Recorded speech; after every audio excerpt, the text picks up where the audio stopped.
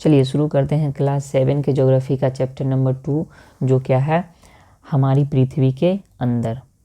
हमारी पृथ्वी के अंदर इसमें हम लोग जो है पृथ्वी की अलग अलग परतों के बारे में पढ़ेंगे, ठीक। और उसके बाद जो है खनिज के बारे में पढ़ेंगे, मतलब खनिज थोड़ा सा पढ़ेंगे कि किस परत में जो है कौन सा खनिज पाया जाता है। उसके बाद बेसिकली हम लोग चट्टान पढ़ेंगे और उसके अलग अलग गुण पढ़ेंगे।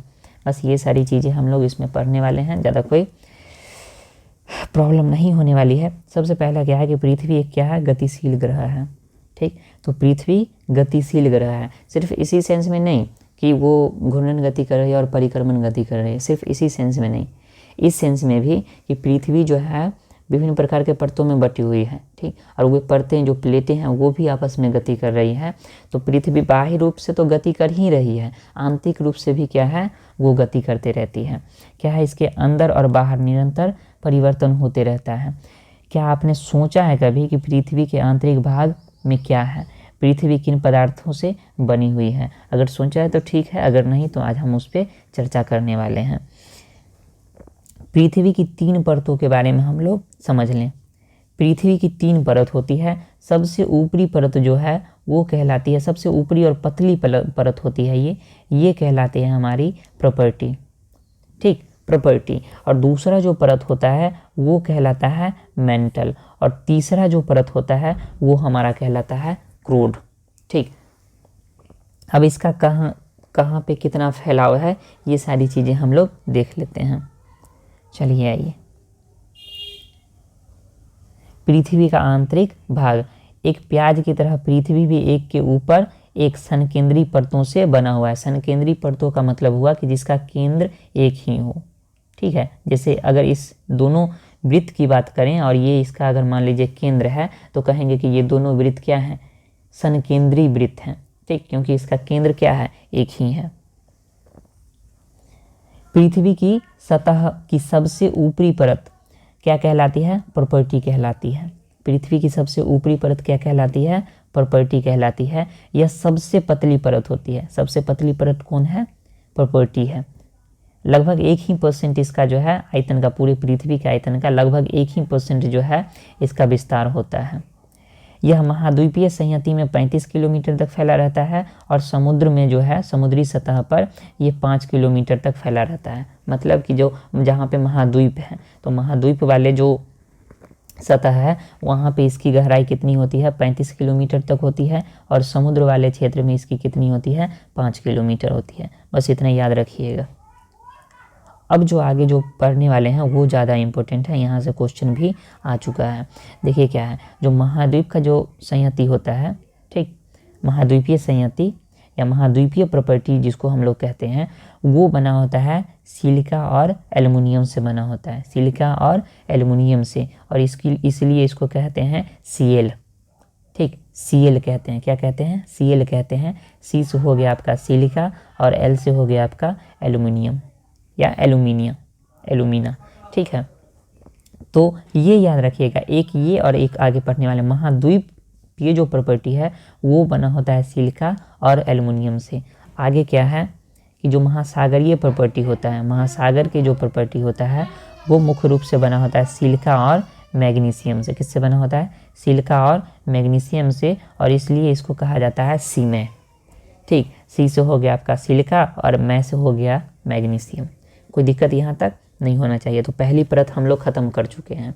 देखिए ये महाद्वीप है, ठीक, और ये जो है आपका क्या है, महाद्वीपीय प्रॉपर्टी है। ये महासागर है और ये क्या है, महासागरीय प्रॉपर्टी है। ये कोई दिक्कत नहीं होना चाहिए। तो ये अगर पूछे कि ये किससे बना हुआ है, तो ये Cl से बना हुआ है, यानी कि सिलिका और एल्युमिनियम से बना, एल्यूमिना से बना हुआ है या एल्युमिनियम से बना हुआ है। लेकिन अगर पूछे कि महासागर की प्रॉपर्टी किससे बनी हुई है, तो ये सीमे से बना है, यानी कि सिलिका और मैग्नीशियम से बना हुआ है। अब दूसरी परत के बारे में हम लोग देखेंगे। दूसरी परत है प्रॉपर्टी के ठीक नीचे जो है मेंटल, यानी कि दूसरी परत क्या है, मेंटल है, जो 2900 किलोमीटर की गहराई तक फैला हुआ है। कितनी गहराई तक फैला हुआ है, 2900 किलोमीटर की गहराई तक फैला हुआ है। सबसे जो आंतरिक परत जो होता है वो होता है क्रोड, और इसकी त्रिज्या जो है 3500 किलोमीटर के लगभग में होती है। सबसे आंतरिक परत कौन सी है, क्रोड जिसकी त्रिज्या कितनी होती है 3500 किलोमीटर होती है। कोई दिक्कत यहाँ तक नहीं होनी चाहिए। 3500 किलोमीटर जैसे पहली परत हो गई, दूसरी परत हो गई और ये तीसरी परत हो गई, ठीक। इसकी त्रिज्या कह रहा है क्या 3500 किलोमीटर। यह जो है मुख्यतः बना होता है निकेल और लोहा का, और इसलिए इसको कहते हैं नीफे। नीफे का मतलब हो गया, नी से हो गया निकेल और फे से हो गया फेरस, तो इसलिए इसको कहते हैं नीफे। केंद्रीय जो क्रूड होता है उसका तापमान एवं दाब क्या होता है बहुत ज़्यादा होता है, बहुत ज़्यादा उच्च होता है, ठीक है। यानी कि वैसे भी जैसे भी हम पृथ्वी के जैसे जैसे अंदर जाते हैं ना तो वहाँ का तापमान बढ़ता जाता है और जो दाब है वो भी बढ़ता जाता है। इसलिए जो पृथ्वी के आंतरिक भाग है ना वो एकदम लावा के फॉर्म में है, पिघले हुए फॉर्म में है, ठीक। तो ये चीज़ें हैं।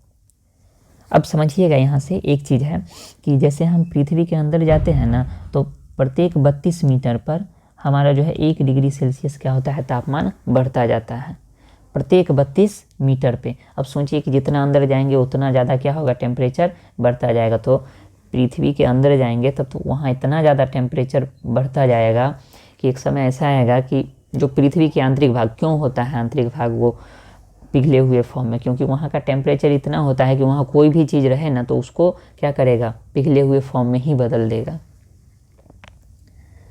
अब आइए थोड़ा सा इधर बॉक्स वाली जानकारी हम लोग ले लें।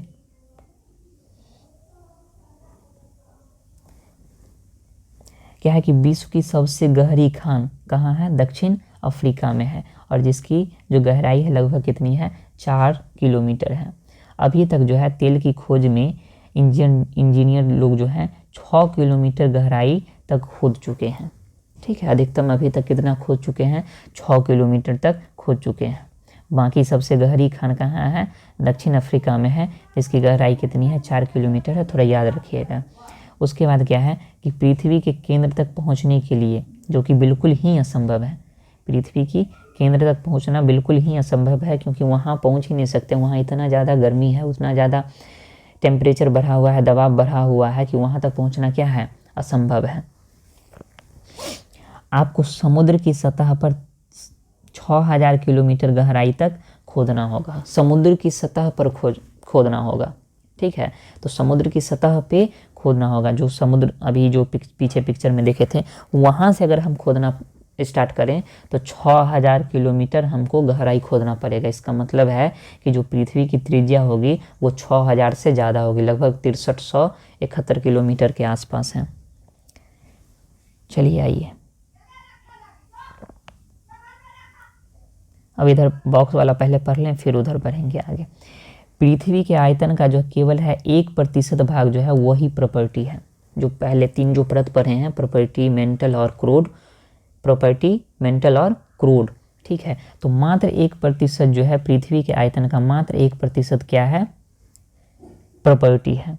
बाकी 84% जो है वो क्या है हमारा मेंटल है, 84% क्या है मेंटल है, और 15% हिस्सा क्या है क्रूड है। तो आयतन जो है आयतन के हिसाब से अगर घटते क्रम में कहे कि सजाइए तो सबसे पहले नंबर पर आएगा मेंटल, दूसरे नंबर पर आएगा क्रूड और तीसरे नंबर पर आएगा क्या प्रॉपर्टी। मेंटल कितना है तो 84% है, 84% है पूरे जो पृथ्वी है उसके आयतन का। उसके बाद जो क्रूड है ये 15% है और जो प्रॉपर्टी है मात्र 1% है, याद रखिएगा, कभी जो है क्रम सजाने वाले में आ सकता है ये। उसके बाद क्या है कि पृथ्वी की जो त्रिज्या है वो कितना है 6371 किलोमीटर है। पृथ्वी की त्रिज्या कितनी है 6371 किलोमीटर है। कोई दिक्कत? अभी हम लोगों ने बात की थी ना कि पृथ्वी की त्रिज्या कितनी हो सकती है, तो 6371 किलोमीटर पृथ्वी की त्रिज्या है।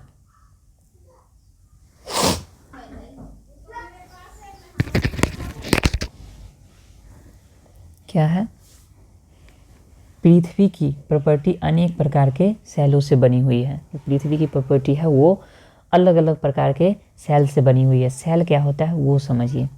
पृथ्वी की प्रॉपर्टी बनाने वाले खनिज पदार्थ के किसी भी प्राकृतिक पिंड को क्या कहते हैं सेल कहते हैं। पृथ्वी की प्रॉपर्टी बनाने वाले खनिज पदार्थ के किसी भी प्राकृतिक पिंड को सेल कहते हैं, ठीक है। तो पिंड होना चाहिए वो प्राकृतिक रूप से होना चाहिए, मतलब कि चट्टान, ठीक है। मान लीजिए कि ये एक चट्टान है, ठीक, तो ये प्रकृति के द्वारा बना होना चाहिए, ठीक है। तो प्रकृति के द्वारा बना होगा ना, तो इसमें अलग अलग प्रकार के सेल हो सकते हैं, ठीक है। तो प्राकृतिक घटनाओं के फलस्वरूप जो है ये चट्टान बना होना चाहिए, ठीक है। तो इसको हम लोग क्या कहेंगे, सेल कहेंगे। अब क्या है कि सेल विभिन्न रंग के, आकार के और गठन के हो सकते हैं, यानी कि सेल का रंग अलग हो सकता है, आकार अलग हो सकता है, उनकी संरचना अलग हो सकती है, ठीक है। मेनली जो है सेल को 3 प्रकार में बांटा गया है। पहला है आग्नेय यानी कि इग्नियस सेल, दूसरा है अवसादी यानी कि सेडिमेंट्री सेल, और तीसरा है कायांतरित यानी कि मेटामॉर्फिक सेल। आग्नेय सेल जो है ये जो बनता है, ये बनता है लावा से, ठीक। पृथ्वी के अंदर जो मैग्मा रहता है वो बाहर आकर के लावा कहलाता है, ठीक। वही मैग्मा ही लावा है, गंगाधर ही शक्तिमान है वाली बात है। तो वही क्या है कि जब आकर के और पृथ्वी की परत पर आती है, या फिर अंदर ही कहीं ठोस रूप में अगर धारण कर लेती है, तो जो लावा से बना है वो क्या कहलाता है, आग्नेय चट्टान कहलाता है। अवसादी चट्टान क्या होता है, सेडिमेंट्री, मतलब कि जो अवसाद जमा होते होते होते होते विभिन्न प्रकार के दबाव पड़ते हैं, ताप पड़ते हैं, तो उसके द्वारा फिर क्या होते हैं, वे ठोस बन जाते हैं, और उस तरह से जो चट्टान बनता है, उस तरह से जो सेल बनता है, उसको क्या कहते हैं, अवसादी चट्टान कहते हैं। अब कायांतरित चट्टान, आग्नेय चट्टान और अवसादी चट्टान दोनों में समय के साथ जब अलग मतलब ताप पड़ते जाता है, दाब पड़ते जाता है, तो क्या होता है ना कि उसकी जो संरचना होती है उसमें बदलाव आता है, और कुछ समय के बाद वो क्या कहलाते हैं, कायांतरित चट्टान के रूप में पहचाने जाते हैं। चलिए इधर सा थोड़ा सा जो है इसका ऑरिजिन हम लोग देख लें। इग्नियस यानी कि आग्नेय चट्टान, इग्नियस, ये आया है लैटिन शब्द इग्निस से, जिसका अर्थ होता है क्या, अग्नि। अभी तक देखें ना हम लोग कि जो इग्नियस जो सेल होती है या फिर आग्नेय चट्टान होती है वो किससे बनती है, लावा से बनती है, और ये क्या है, एकदम गर्म तो रहता ही है, ठीक। दूसरा क्या है, सेडिमेंट्री यानी कि अवसादी चट्टान, तो ये भी आया है लैटिन के ही शब्द सेडिमेंटम से, जिसका मतलब क्या होता है, स्थिर। यही तो है कि अवसाद क्या रहता है, स्थिर, मतलब एक जगह जमा होते रहता है, जमा होते रहता है, जमा होते रहता है, और उसके बाद ताप और दाब और विभिन्न प्राकृतिक जो भौतिक जो प्रक्रिया होती है उसके कारण क्या होते हैं कि धीरे धीरे वो ठोस रूप ले लेते हैं और चट्टान का रूप ले लेते हैं, सेल कहला जाते हैं, ठीक। उसके बाद है मेटामॉर्फिक, ग्रीक शब्द मेटामॉर्फस से जो है इसका उत्पत्ति हुआ है, और इसका मतलब होता है रूप परिवर्तन। तो वही समय के साथ जो है इग्नियस चट्टान और सेडिमेंट्री चट्टान में जो है रूप परिवर्तन हो जाता है विभिन्न प्रकार की प्राकृतिक घटनाओं के कारण, तो वो फिर मेटामॉर्फिक के रूप में जाना जाता है। चलिए आइए समझते हैं क्या है कि पृथ्वी के अंदर जो गर्म जो रहता है लावा, उसको क्या कहते हैं, मैग्मा। तो वही द्रवित मैग्मा ठंडा होकर ठोस बन जाता है, द्रवित मैग्मा ठंडा होकर ठोस बन जाता है। इस प्रकार बने सेल को आग्नेय सेल कहते हैं। इस प्रकार के बने सेल को क्या कहते हैं, आग्नेय सेल कहते हैं। इन्हें प्राथमिक सेल भी कहा जाता है। आग्नेय सेल को ही हम लोग क्या कहते हैं, प्राथमिक सेल कहते हैं। आग्नेय सेल 2 प्रकार की होती है, एक अंतर्भेदी और दूसरा बहिर्भेदी। अंतर्भेदी मतलब क्या हुआ कि पृथ्वी के परत के ऊपर, जो पृथ्वी की जो ऊपरी परत है उसके ऊपर आकर आए बिना ही अंदर में ही अगर वो ठोस हो जाते हैं ठंडा होकर के, तो वो क्या कहलाएंगे, अंतर्भेदी चट्टान। आगे देखने वाले हैं। बहिर्भेदी तो पृथ्वी की परत के ऊपर आकर के ठंडा जब हुए और चट्टान बनाए तो उसको हम लोग क्या कहेंगे, बहिर्भेदी। बस सिंपल सा रखिए और सिंपल सा समझिए। आगे है कि क्या आप ज्वालामुखी से निकलने वाले लावा की कल्पना कर सकते हैं। वास्तव में आग की तरह द्रवित मैग्मा ही क्या कहलाता है, लावा कहलाता है। गंगाधर ही शक्तिमान है, ठीक। वास्तव में आग की जो लाल द्रवित मैग्मा होती है वही लावा कहलाती है, जो कि पृथ्वी के आंतरिक भाग से निकल करके सतह पर आ जाता है। पृथ्वी के आंतरिक भाग से निकल करके सतह पे आ गया तो क्या कहलाया, लावा कहलाया। जब द्रवित लावा पृथ्वी के सतह पर आता है तो यह तेजी से ठंडा होकर ठोस बन जाता है। प्रॉपर्टी के पर इस प्रकार से बने सेल को क्या कहते हैं, बहिर्भेदी आग्नेय सेल कहते हैं। तो प्रॉपर्टी के चूंकि ऊपर आ गया है और उसके बाद ठंडा होकर के ठोस बना है तो इसको क्या कहेंगे, बहिर्भेदी आग्नेय सेल, ठीक है। इसकी संरचना बहुत महीन दानों वाली होती है। जैसे कि उदाहरण के लिए ले लीजिए बेसाल्ट। तो बेसाल्ट किस प्रकार की चट्टान है? तो आग्नेय चट्टान है। बेसाल्ट किस प्रकार की चट्टान है? आग्नेय चट्टान है। बहुत ज़्यादा इंपॉर्टेंट है, पूछा जाता है, इसको याद रखिएगा।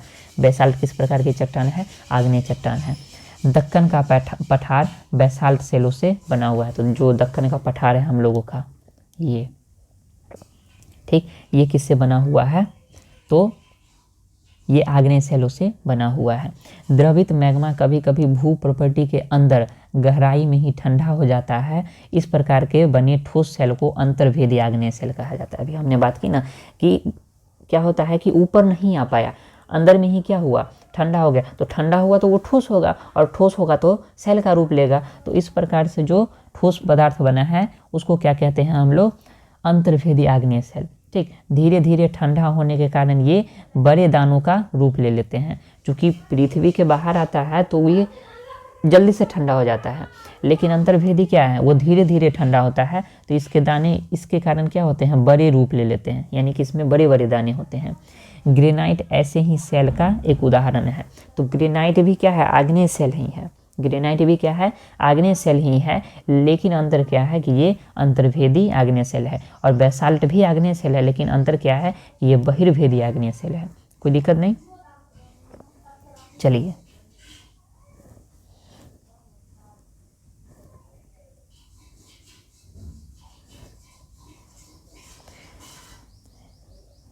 बड़े दाने के रूप में ले लेते हैं। ग्रेनाइट ऐसे ही सेल का उदाहरण है। ग्रेनाइट क्या है? ऐसे ही सेल का उदाहरण है। लेई मसालों तथा दानों का चूर्ण बनाने के लिए जिस तरह अपघर्षण पत्थरों का उपयोग होता है, वे क्या होते हैं? ग्रेनाइट होते हैं। तो मसाला पीसने के लिए होता है ना सिलबट्टा, गांव घर में तो होता ही है। ठीक, बेसिकली तो वो जो है क्या है? ग्रेनाइट ही है। ठीक, चलिए, तो ये था हमारा आग्नेय चट्टान। अब आइए, अब समझते हैं क्या? अवसादी चट्टान। सेल लुढ़क कर, चटक कर, एक दूसरे से टकराकर छोटे छोटे टुकड़ों में टूट जाती है।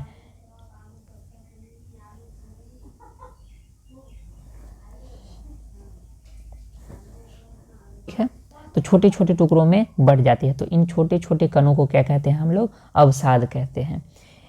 क्या कहते हैं? अवसाद। वही जो सेल हुआ टूट करके, चटक करके, टुकड़ों में बट करके जो छोटे छोटे कण में बढ़ जाते हैं, तो वही छोटे छोटे कण क्या कहलाते हैं? अवसाद कहलाते हैं। तो अवसाद में ऐसा नहीं है कि सिर्फ और सिर्फ क्या आएंगे? सेल ही आएंगे। जो पेड़ पौधे हैं वो भी क्या होते हैं कि वो भी एक अवसाद का ही रूप हैं।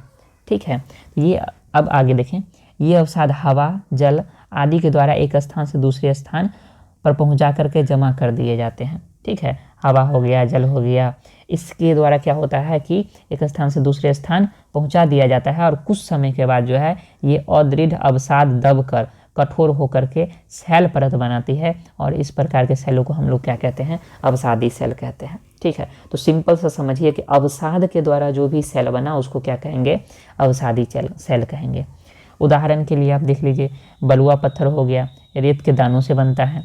उसी तरीके से आप आ जाइए, इन सेलों में क्या होता है कि पौधे, जानवरों एवं अन्य सूक्ष्म जीवाणुओं जो कभी इन सेलों पर रहते हैं के जीवाश्म भी हो सकते हैं। समझिए, अब क्या है कि इन सेलों के साथ साथ क्या होता है कि इन पे जो रह रहे हैं, पौधे हो गए, चाहे सूक्ष्म जीव हो गए, चाहे कोई जानवर हो गया जो कि दब गया टूटने के क्रम में, ठीक है, तो वो सारे भी इसमें रहते हैं। ठीक है, तो ये जो है ये क्या कहलाते हैं? जीवाश्म कहलाते हैं। ठीक, ये क्या कहलाते हैं? जीवाश्म कहलाते हैं, जीवों का अंश। ठीक, तो अगर पूछे कोई यहाँ से क्वेश्चन कि किस सेल में जीवाश्म मिल सकता है, तो हम लोग क्या कहेंगे? अवसादी सेल में जीवाश्म मिल सकता है। आगे है, आग्नेय एवं अवसादी सेल उच्च ताप एवं दाब के कारण कायांतरित सेलों में परिवर्तित हो सकती है। उदाहरण के लिए चिकनी मिट्टी स्लेट में चूना पत्थर जो है संगमरमर में परिवर्तित हो जाता है। ठीक है, समझिए, अवसादी सेल में हम लोग क्या पढ़े थे कि अवसादी सेल जो है, जैसे बलुआ पत्थर जो है, ये बलुआ पत्थर किस तरह का सेल है? तो अवसादी सेल है। ठीक, अब क्या हुआ कि समय के साथ जो है आग्नेय चट्टान और अवसादी चट्टान ठीक।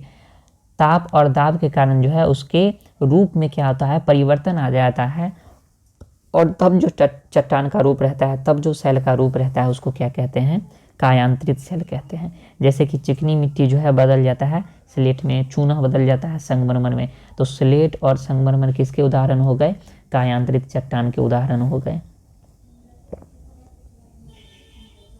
इधर है जैसे जीवाश्म, सेलों की परतों में दबे मृत पौधे एवं जंतुओं का अवशेष क्या कहलाता है, जीवाश्म कहलाता है। ठीक, उतना ज़्यादा ये प्रॉब्लमेटिक नहीं था। चलिए आगे बढ़ जाएं। सेल हमारे लिए बहुत उपयोगी है। कठोर सेल का उपयोग सड़क, घर एवं इमारत बनाने के लिए किया जाता है। आप पत्थरों का उपयोग कई खेलों में करते हैं, जैसे कि सात पत्थर यानी कि पिट्ठू, चिबिड्डी, अस्टापू या किटकिट, जिसको कितकित कहते हैं हम लोग। ठीक, और उसके बाद क्या है, 5 पत्थर यानी कि गिट्टी, जिसको अट्ठा गुट्टी शायद हम लोग कहते हैं ना।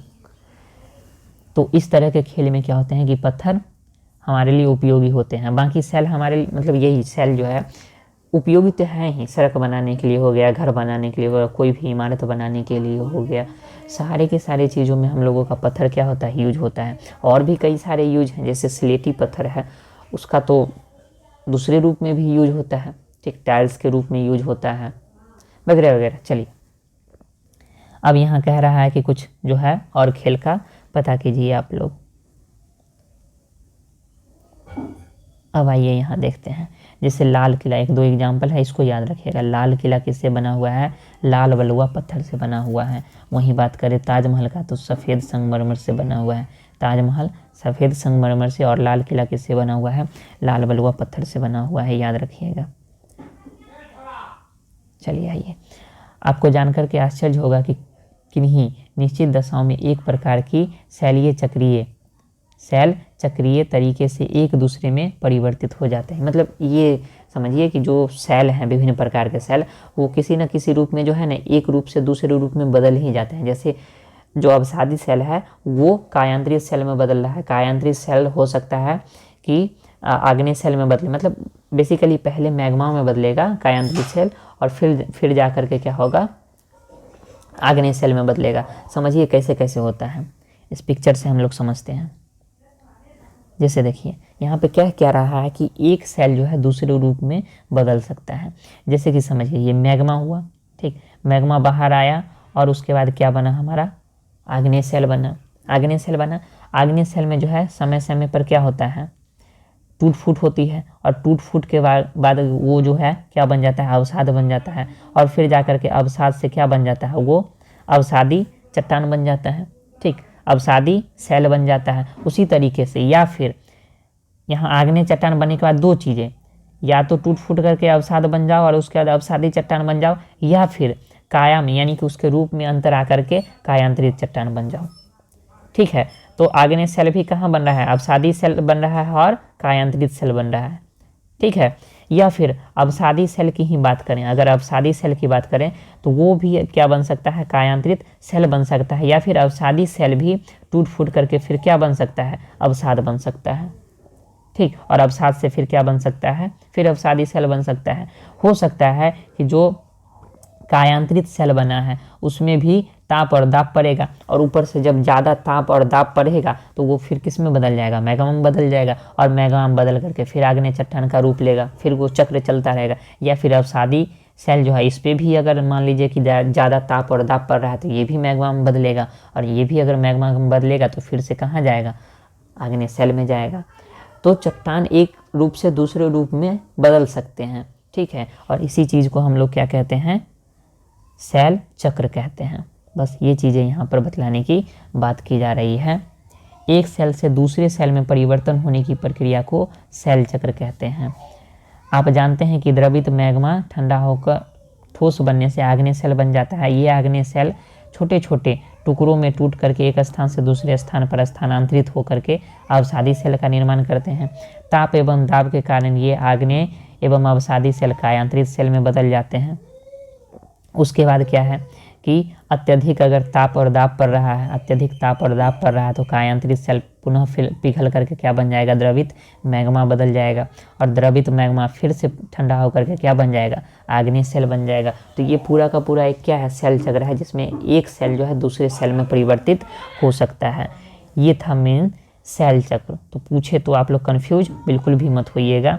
अगर पूछे कि क्या एक सेल, एक प्रकार का सेल दूसरे प्रकार के सेल में बदल सकता है, तो हाँ बदल सकता है। आगे क्या है कि सेल विभिन्न खनिजों से बनी होती है। खनिज प्राकृतिक रूप में पाए जाते हैं, ठीक, पाए जाने वाले पदार्थ जिनका निश्चित भौतिक गुणधर्म एवं निश्चित रासायनिक मिश्रण होता है, ठीक है। खनिज जो है प्राकृतिक रूप में पाए जाने वाले वैसे पदार्थ होते हैं जिनका निश्चित भौतिक गुणधर्म होता है एवं निश्चित रासायनिक मिश्रण होता है, याद रखिएगा, ठीक। सेल बने हुए किससे होते हैं, खनिज से। खनिज क्या है, तो प्राकृतिक रूप में पाए जाने वाले वैसे पदार्थ है जिनका निश्चित भौतिक गुणधर्म और निश्चित रासायनिक मिश्रण होता है, ये याद रखिएगा खनिज के बारे में। आगे क्या है, खनिज मानव जाति के लिए बहुत महत्वपूर्ण है ही। हम लोग दिन प्रतिदिन के जो भी हम लोग क्रियाकलाप करते हैं उसमें विभिन्न प्रकार के खनिजों का उपयोग करते हैं। कुछ का उपयोग ईंधन की तरह होता है, जैसे कोयला, प्राकृतिक गैस हो गया, पेट्रोलियम हो गया, ठीक। कुछ का जो है उद्योग में उपयोग होता है, औषधि एवं उर्वरक में भी उपयोग होता है, जैसे लोहा, एल्युमिनियम, सोना, यूरेनियम, ये सारी चीज़ें, ठीक है। तो अलग अलग उद्योग में भी होता है। कुछ का औषधि बनाने में होता है, दवा वगैरह बनाने में, कुछ खाद बनाने में यूज होता है। तो ये सारी चीज़ें थी। अब यहाँ पूछ रहा आपके राज्य में कौन से खनिज पाए जाते हैं, अपनी कक्षा में दिखाने के लिए कुछ नमूने एकत्र कीजिए, ये सारी चीज़ें कह रहा है। चलिए, तो ये था हमारा क्या, पृथ्वी के अंदर क्या है, और उसके बाद जो है पृथ्वी के विभिन्न परतों के बारे में हम लोग पढ़ चुके हैं, और उसके बाद हम लोग क्या पढ़े हैं, सेल के प्रकार पढ़े हैं, उनके गुण पढ़े हैं। चलिए आइए कुछ क्वेश्चन आंसर भी देख लें। निम्नलिखित प्रश्नों के उत्तर दीजिए। क्या है, पृथ्वी की 3 परतें कौन कौन सी हैं, तो पहला परत भू प्रॉपर्टी, यानी सिर्फ प्रॉपर्टी भी बोल सकते हैं, दूसरा मेंटल है और तीसरा क्रूड है। सेल क्या है, बहुत ज़्यादा इम्पोर्टेंट, सेल क्या है, ये जो खनिज हैं, ठीक, विभिन्न प्रकार के खनिज, उनके द्वारा जो है उनसे बना हुआ क्या है, एक प्राकृतिक पिंड है, क्या, सेल, ठीक। 3 प्रकार की सेलों के नाम बतलाइए, तो आग्नेय, अवसादी और कायांतरित, इग्नियस, उसके बाद हो गया ये आपका मेटामॉर्फिक, और उसके बाद एक भूल रहे हैं हम, इग्नियस,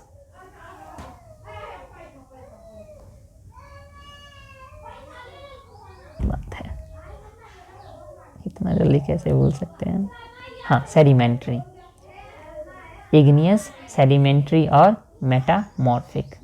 इग्नियस, सेडिमेंट्री और मेटामॉर्फिक, ये 3 तरह के क्या हो गए, सेल हो गए। हिंदी में याद रखना है तो हिंदी में तो याद रह सकता है, क्या हो जाएगा, अवसादी, सॉरी, पहला आग्नेय, दूसरा अवसादी और तीसरा कायांतरित। आगे आ जाइए, बहिर्भेदी और अंतर्भेदी सेल का निर्माण कैसे होता है, तो जब वही लावा जो है अंदर ही ठंडा होकर के ठोस का रूप ले लिया तो वो क्या हुआ, अंतर्भेदी, और जब बाहर आकर के, प्रॉपर्टी के बाहर आकर के, जो बाहरी परत है ऊपर आकर के अगर जमता है तो वो क्या कहलाता है, बहिर्भेदी आग्नेय सेल कहलाता है। सेल चक्र से आप क्या समझते हैं, तो विभिन्न प्रकार के सेलों का एक रूप से दूसरे रूप में बदलना ही क्या है, सेल चक्र है। सेलों का क्या उपयोग है, ये तो आप लोग बतला ही सकते हैं, बहुत सारा उपयोग दैनिक जीवन में। कायांतरित सेल क्या है, वही आग्नेय सेल और जो अवसादी सेल है समय के साथ क्या होते हैं, उनका रूप बदल जाता है और तब वो किस रूप में जाने जाते हैं, कायांतरित सेल के रूप में जाने जाते हैं। आगे क्या है, द्रवित मैग्मा से बने सेल क्या कहलाते हैं, तो आग्नेय सेल कहलाते हैं। पृथ्वी का सबसे भीतरी परत क्या है, तो क्रूड है। सोना, पेट्रोलियम, कोयला किसके उदाहरण है, तो जीवाश्म के उदाहरण है, याद रखिएगा। सोना, पेट्रोलियम और कोयला ये क्या है, जीवाश्म के उदाहरण है। या फिर ऐसा भी हो सकता है कि हम लोग कह सकते हैं कि एक तरीके से कि ये जो है खनिज के उदाहरण। देखिए यहाँ पे पेट्रोल क्या है, पेट्रोल और कोयला, पेट्रोल और कोयला तो क्या है, जीवाश्म के उदाहरण है। लेकिन अगर समग्र रूप में कहे सोना लेकिन जीवाश्म उदाहरण नहीं है, तो यहाँ पे ये हो सकता है, हम सही अगर मानना चाहें, तीनों को लेकर के अगर चलना चाहें, तीनों के तीनों क्या हो जाएंगे, खनिज हो जाएंगे हमारे, तीनों के तीनों क्या हो जाएंगे, खनिज हो जाएंगे। ठीक है, कोई दिक्कत नहीं ना। सिर्फ कोई पेट्रोलियम और कोयला की बात करें तो ये क्या है, जीवाश्म ईंधन है, ठीक है। लेकिन अगर यहाँ सोना भी दे दिया है तो सोना और पेट्रोलियम और कोयला तीनों है, थोड़ा सा कन्फ्यूजन था, सोना पेट्रोलियम और कोयला तीनों है, तो तीनों के तीनों क्या है, हमारे खनिज हैं। आगे क्या है, सेल जिसमें जीवाश्म होते हैं, वो कौन से सेल होते हैं, तो अवसादी सेल होते हैं। पृथ्वी की सबसे पतली परत कौन है, तो प्रॉपर्टी है। तो ये था। चलिए आइए कुछ मिलान करने वाला अगले पेज पे भी है और ये लंबा है ये, चलिए देख लीजिए। क्रोड है, क्रोड, तो क्रोड जो है सबसे आंतरिक परत है, सबसे अंदर वाली परत है क्या, सिलेट में भी परिवर्तित, सबसे भीतरी परत, ठीक है।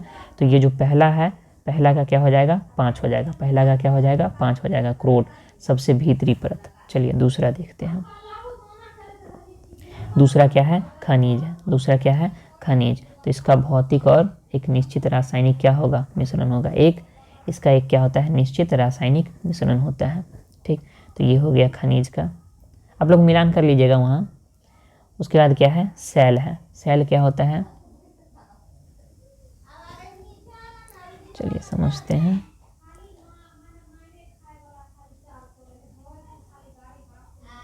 सेल क्या है, स्लेट में बदलता है क्या, पृथ्वी की सतह, पृथ्वी की सतह। ये 2 पेज पे दे करके और ज़्यादा प्रॉब्लम कर दिया है। चिकनी मिट्टी, चिकनी मिट्टी किस में बदल जाता है, स्लेट में बदल जाता है, चिकनी मिट्टी स्लेट में बदल जाता है। और उसका सीएल, सीएल जो है पहली परत है, ठीक, सबसे ऊपरी परत है। देखिए कहीं है क्या, सीएल है, तो क्या हो जाएगा इसका, सिलिका और एल्युमिनियम से बनता है। थोड़ा सा जो है इसको हम छोटा कर रहे हैं, तब जाकर के और ज़्यादा आसान हो जाएगा। देखिए अब जो है इसका मिलान करना आसान हो जाएगा। थोड़ा सा अगर दिख रहा होगा तो क्वालिटी को जो है ना बेहतर कर लीजिएगा। क्रोड, क्रोड क्या है हमारा, क्रोड, क्रोड आ जाएगा हमारा 7 नंबर में, सॉरी सबसे भीतरी परत, फिर भी क्या है, चलिए ऐसे ही लगाते हैं हम लोग।